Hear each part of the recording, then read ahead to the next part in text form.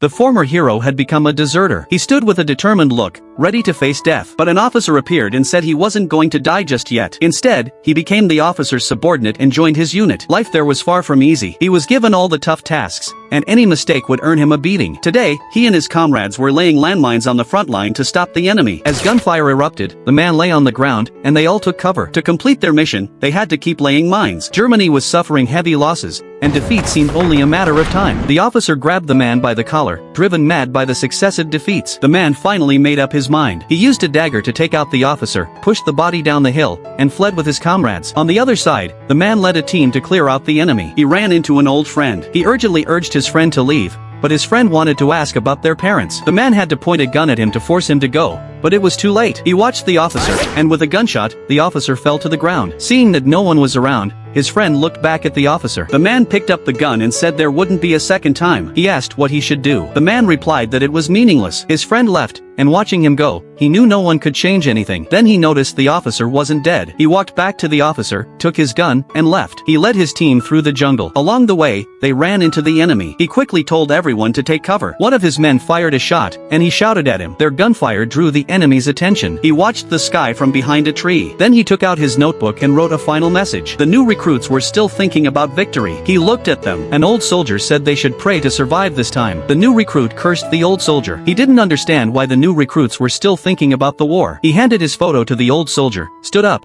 and walked straight toward the enemy. He quickly raised his gun. At this moment, he was upholding the dignity of a soldier, just as his father had expected. But he never fired a shot. Maybe only death could bring him redemption. The new recruit stood there, stunned by his actions. In his blurred vision, he saw the new recruit raise his hands and step forward. He finally relaxed. The man eventually escaped the battlefield. He went to the bar where his old friends gathered. Looking at their weathered faces, he couldn't find any words. They had all become casualties of war. Just like the line in the play, there are no winners in war.